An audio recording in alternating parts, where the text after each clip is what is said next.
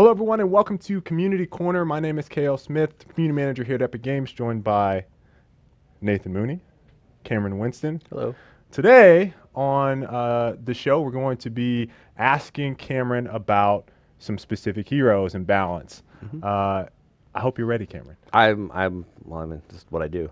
Okay, so I want to put this out there before we get started. If you have any questions that you would like us to ask on the show, please leave it down in the comment section or tweet me or Mooney, whatever means of contact you want to drop. Carrier pigeon. Yes, you want to just throw anything. Yeah, just anything. Mail it to us. We do receive mail. Whatever you want, we're here for you guys. Okay, so Cameron, Yes. let's talk some heroes. Why not? Yes. So, I think the first question I want to ask before we get into the nuances of it, I think we said this on one of the previous episodes. You just nerfed my hero. Yes, Hero. yours. Cameron. Yeah, his specific. Why one. did you do that? Why do you nerf my heroes? Why did I nerf your hero? Well, because I don't like it when you do well, especially because you're a better player than me. And so because of this, I have a personal interest in making you bad at Paragon, and that's why I do that. Now, the correct answer to this question, first off, I have to do a quick shout out. I love you, Peach. All right, that's done. Okay. Secondly, the second thing I have to say is, so when it comes to hero balance, like obviously, no one likes to have their hero nerfed. Nobody likes to be worse. What we're really looking for with hero balance is it's a relative thing, right? So we're looking for performance, kind of like performance metrics within a band, because it's like being powerful or being weak is really a relative kind of scale. So like a lot of times, like when we're looking at stuff, if we're saying like, oh man, like how much does this hero win comparatively to other heroes in the role, comparatively to what the role does, comparatively to heroes of that same kind of position. And a lot of times the way we look at it is like essentially drafting a team is a zero-sum game. So it's like you want one carry, you want one jungle, you want your mid, you want your support, you want your offlaner, and then it's like, okay, so Sevarog is an offlaner, pretty good offlaner. Is there room for Aurora in a world where Sevarog exists? Is there a room for, playing a hero like Kallari in the offlane when Sevarog exists? Like, and then we look at all that stuff and we say, well, okay, this hero is not doing as well as we'd like. You know, we need it to be better.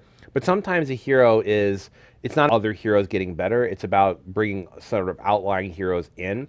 And the reason I think that's important is because if you just keep buffing everything, you get this crazy power creep. And then at some point, like, 3 years from now, it's like, in order for a hero to be relevant, it's got to have like all of Sevarog's kit and go invisible and also Belika's ult. And then it's like, well, yeah, I'd play that hero, I guess, maybe almost good enough. You know, it's got to like be this crazy thing. And you've seen games that do this, right? And like it feels cool, kind of like on the way, but then what happens is you have this sort of like ever rotating heroes of most recently buffed, which are like the leaders of the pack, and then you're constantly buffing the bottom of the pack, and you're just chasing your own balanced numbers. Rather than having more of an even field and actually some like some variety in how people play. This is gonna make me go into a bit of a tangent, but we're not close to being there yet. I don't want to preface this, but let's say in a world where we have 100 heroes, how do you think about some of the heroes that have come, 20 and obviously we're not there yet, so I know I hate asking you questions that are so far in the future, but how would you look at it from a position of, man, we have these next 50 heroes are much different than the first 50 heroes, and then I'm sure there's people that have their love-hate relationship with the first 13, and they go, man, you guys haven't touched those first 13 heroes in a year. Why not? Well, I mean, like, it's also bandwidth, right? Like, so we're constantly trying to do new hero every 3 weeks, right? And then, like, we have a lot of other stuff we're working on, like some of which we talk about, some of which we can't, right? Because we're still, like, trying to make the game, we're still trying to finish the game, like, right? So it's not done yet. Like, it's still got a lot of, work in progress things. I think one of the best things about doing a game like this is also the worst thing, which is, like, on the one hand, you get the game out there in front of the community, and it's early, and, like, you guys get to play it, and we get your feedback, and it's, like, great, and like we get to like actually have real-time feedback of like, this is great, this is terrible, like why did you do this, are you idiots, like all that kind of stuff happens real fast.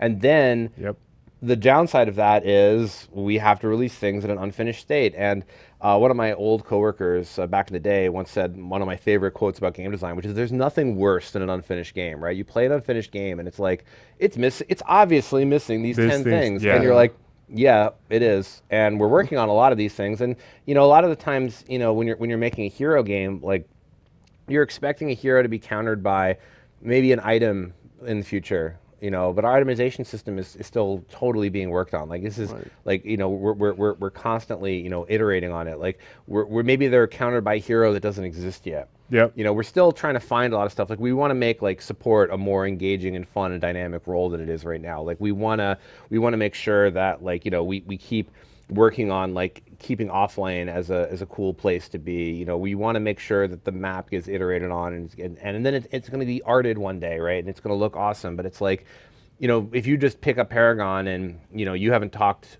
to any of us and you haven't read Reddit and you don't know what's going on and you just, this is a game on my PlayStation and I've hit a button and I'm playing it. You're like, well, why is the art the way it is? Why is the hero balance weird this week? You know, and then you play it those 3 days. So I guess it's a long way of saying it's like, you know, when it comes to this kind of stuff, it is kind of impossible to look out that far. But what I'm trying to do and what the hero team's trying to do is build heroes that are a good building block for the game. And sometimes a hero comes out which is either like too good or too bad for what we currently have. And if it's too good, we try to nerf it in. And if it's too bad, we try to buff it up. And then the idea is a lot of times, you know, as we start to make substantive changes to our game and our systems and all these other kind of stuff, some heroes may grow in relevance or like, so as an example, like I played with some card updates which aren't going to go live for a while, but like there's certain kind of cards that we have in the game that we weren't able to release due to like, you know, many reasons where tech it was wasn't like there. The tech wasn't there, balance wasn't ready, like lots of stuff like where it's like, you know, I played with this one card which will remain nameless that was like, holy crap, this makes like 5 heroes that, you know, normally like would be just like okay, like they're really good now. And stuff like that is like, you know, once we are able to get more of that online and in front of the community, like the heroes are already there, right? Because heroes are expensive and they're long. So like the idea is that you want to get those heroes out there that provide the basis for the game and have different gameplay roles and different types to fill these things. And then they're there. And then it's like we can do things like here's, you know, card updates, here's system updates. And then the heroes are just like, they just shift around. They didn't change, but the game changed around them. And now you have much more dynamic, cool content. That makes sense. Laying a lot more of the, like the long-term framework so that the potential of the heroes is able to shine through the various aspects you add to the game, like through the cards, through the like different balance decisions, like. So, popular hero the community likes to discuss, especially on the forums, is Kallari. Sure. And some of the things that I've seen, relative effectiveness for her is shadow wards, right? This is a hero for those of you that have played her. She is exceptionally well in the shadow. She does well in the shadow plane. Yeah. But if you have a shadow ward, it makes her kit less effective. For the folks that want you to balance around the ward or make her kit more effective based on ward play, one, how do you even think about Kallari's kit as it plays currently in the meta, and then how do you think about it in relation to other items like that? When we're making Kallari, it's a perfect example of this because we made Kallari assuming that the vision game of our game is good, and it's not good right now. And like people need to understand that. Like we don't want the vision game that we currently have. Like everyone buys a word and there's words everywhere and like there is no vision game. You just put words everywhere. Like that's bad. Like we know it's bad. It's just trying to get it to a place where it doesn't work that way is not just a simple thing of like, I'm going to put in this card that's going to be different because we've tried a lot of simple solutions. Like we tried like, what if, you know, cards, what if they had cooldowns? We tried that. We tried like, you know, what if you do like you can only have like certain number out at a time and like you can change it. And it's like, in order to get a lot of the things, we're missing in our current card system a lot of the tools we need to actually effectively make a vision game. Also, like vision is kind of free too. Like you can just drop your ward and you get this huge volume of perfect vision, right? And then also because, you know, our game doesn't have fog of war, right? So we rely on like line of sight breakers to actually, you know, give vision. So in a world where you have ward coverage everywhere, is it hard to be a Kallari? Absolutely, it's hard to be a Kallari. Like it's harder than we intend. That being said, we still think there's room for the hero to do well. It's just a lot of it is kind of twofold. First off, is we need to fix the vision game. But like this is one of the things that one of these days we're going to fix that, and then the hero is going to be there. You know what I mean? It's like, and then she's going to be like suddenly a lot better, even though she doesn't have any changes. And secondly, I'm currently working with the team to try to help fix a few of her like usability issues for version 40. So there'll be a little bit of like a massage for her, but like it's not going to be like crazy rework like it was for version 27. But we're working on some things to try to help her, you know, do what she wants to do a little bit better. Scoop. Yeah, but like the thing is like something I read all the time is like, you know, oh man, old Kallari ult was like super cool. Yeah, that's and like a great topic. I miss that. It's like, so old Kallari ult, just to put it to rest of why it was zero-sum game with that. It's like all or nothing. Yeah, it's essentially you have a stealth hero, which in a world where you can see the hero is obviously, we're not going to talk about that world because like that may be the world you're living in right now because vision is bad. But when vision becomes good, like you have to assume if you have a stealth hero, there will eventually be a world where this hero can approach a target without being seen. When you have that and you have an ult which is like this does a ton of damage, so I've come out of stealth and I've done a ton of damage, and either one thing is true. Either you are dead or I am dead. If I am dead, then it's like I'm on the forums or you know wherever going like, what the hell, I just got killed by some invisible person that I can't even see, and there was no counterplay to that, I just died. And like, it's not like you can position around it because you can't see them. You can't see them, right. So it's like you just die. Or it's Kallari players on the forums going like, what the hell, I ulted this guy and I hit my combo perfectly and he didn't die. And now I have nothing and I just died because I have the hit points of a stealth assassin. So the gameplay was degenerative. We didn't like that gameplay. So what we wanted to do is, I think it's okay to be a burst character. I think it's okay to be a stealth character. I don't think it's okay to be a stealth burst character. I think that creates the problems with a lot of where people view stealth characters. So Kallari was reimagined as a stealth assassin, but not as like a stealth burst assassin. Like you can't, like if we gave Countess stealth and she just walked up to you and was like, RMBER and the end, like that would be ridiculous. So for the Necroveilers of the world, I happen to use Countess Necroveil, and let me tell you, it is something to behold. I'm sure you enjoy it. Like, but the thing is, like, you have to kill someone to do that, right? I know. Yeah, so for sure. It's one of those things where it's like, is there a world where a game can have a stealth burst assassin if it's designed around it? Yes, those worlds can exist. But that's not something we wanted for Paragon. And at some point, like you make decisions like that. You're like, we didn't think that gameplay was good for the kind of game we were trying to make, and we wanted to kind of move Kallari to more of a sustained, engaged, stealth, harass kind of hero. And she's got a lot of power. She can definitely delete people when she gets money, and she can be almost anywhere she needs to be on the map. She can reposition with her ultimate. She can snag kills. Like she can join team fights.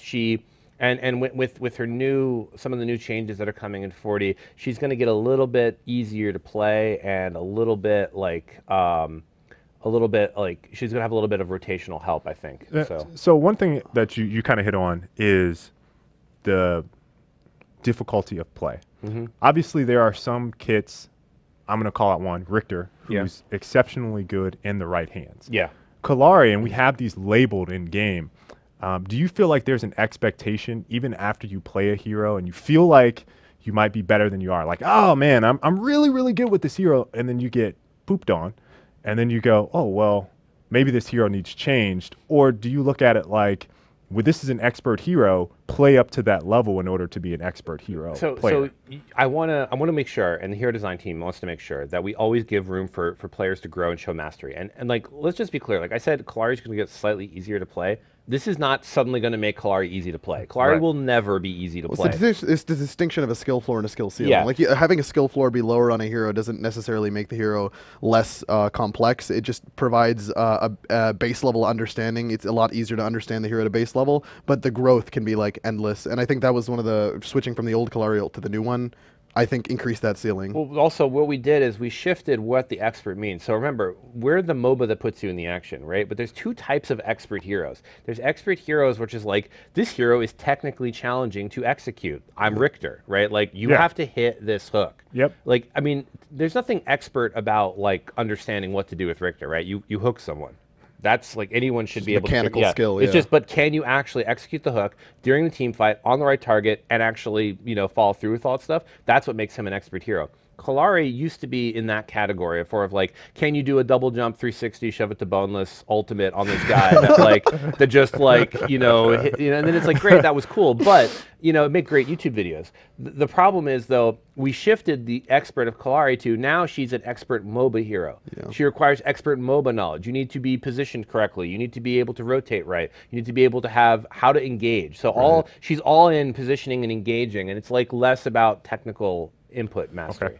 And I think one of the things that surprised me is initially when we had gotten the feedback about the Kallari Ultimate changing, a lot of people, like you'd said, the people who had felt good, I come out of stealth, invisibly kill somebody, I'm like, awesome, I'm playing really well. And I remember I saw a couple of forum posts of people like saying like, hey, I really like the old Kallari Ultimate, and then a couple of guys who were actually Kallari masters, like they talked about like, hey, I have my master skin on Kallari, and I actually really enjoy this change because it allows me, and that was the key word for me, is that it allowed them to do more with the hero as they like saw it. Yeah. And after a couple of weeks, I was able to see that sentiment spreading more and more, and it kind of got to the point where people were like, all right, cool, so now let's move to this next point where you have that perception of Kallari now, where it's like shadow wards are kind of confounding that, but like separate of Kallari, that vision game had been evolving on its own in a different direction, where like now people have drop wards, so like now vision is way more abundant than it may have been like the months ago when they initially the change had come.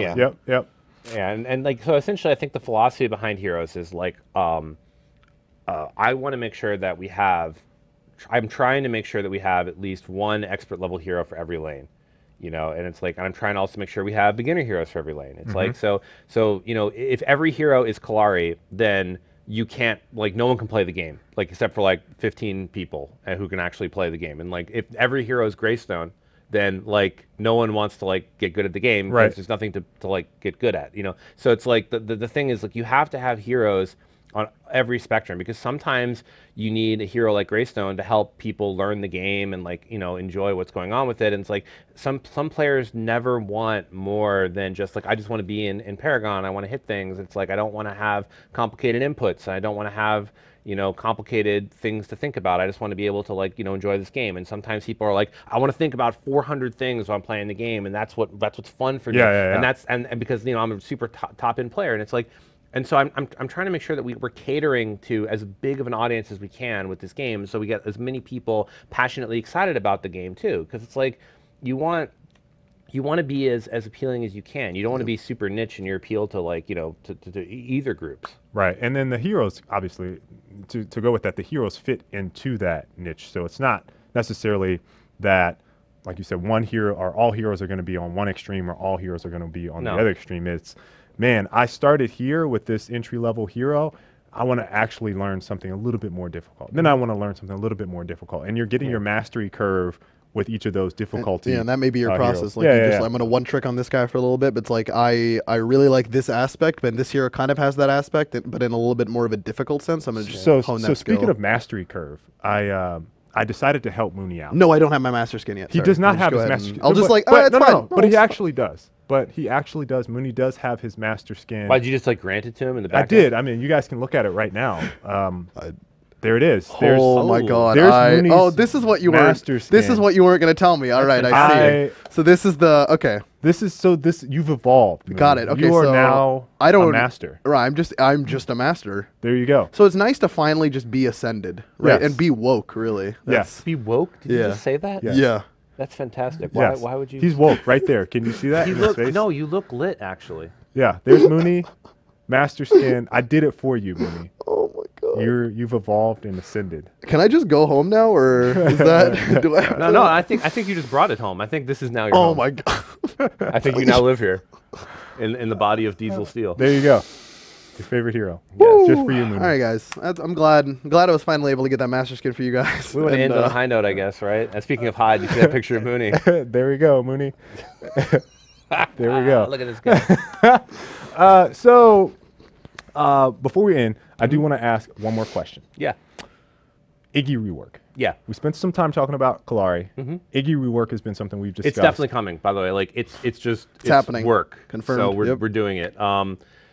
The thing, so I can't say what the Iggy rework is because we're still working on it, but I could give a little color to the community of like why is he so bad? Like a lot of times, why he needs a rework. Yeah, why he's bad in the context of the game. Well, not the new kit design. No, but like why the why problem he needs a rework. The problem with Iggy right now is that mathematically he had a design flaw where essentially he creates a area of denial, which is any kind of turret hero for a MOBA. Like you're never going to be like in every pro game with a turret hero. It's just that's just not the kind of hero it is. It's like it's for players that like want to create, you know, these areas of denial. Like they create these like sort of come and attack me kind of gameplay. And so Iggy's major problem was he had that gameplay in his turrets, but then his ultimate and a lot of his damage is kind of like positional based on where he is. He is. So essentially, once you understand this about Iggy, you know, and most players, even not high-level players, probably know if a guy's got 3 turrets that shoot short-range fire, don't go there. So essentially, if you go into the turrets, you're taking up all of his math there. If he has to leave his turrets to ult you, or leave his turrets to do work or chase you, he's leaving a giant portion of his balance math literally on the floor. On the floor, yeah. And so there is no way to force you into the turrets without being broken. I mean, like, yeah, theoretically he can like knock you into it, but that was like one of those things that on paper we thought would totally work, but like didn't wind up working. So essentially the idea of it is like he needs a world where he can either be more successful as a turret hero or like more embracing of his ultimate kind of gameplay. So we're still working this out. We have a lot of work going into it, and we're doing a lot of testing. Yep. So, but what we promise that we'll make Iggy fun to play and awesome soon. TM. Okay. So as soon as we can. You heard it soon. TM. TM. Sorry, that's that part. TM. You feeling good about your master skin? Yeah, I'm honestly really happy, and I think I can just go into the game confidently now and just work towards the countless other master skins that I will, Think of how many more master skins Kale can make for you now. Yeah, the possibilities are really endless. They're endless. They're really endless. They're without end. There we go. Talked about Kallari. Talked a little bit about hero balance philosophy some more, and Iggy rework got some more on why the rework was or is currently in place. But hope you guys enjoyed today's video, and we will see you guys next week. Thanks, guys.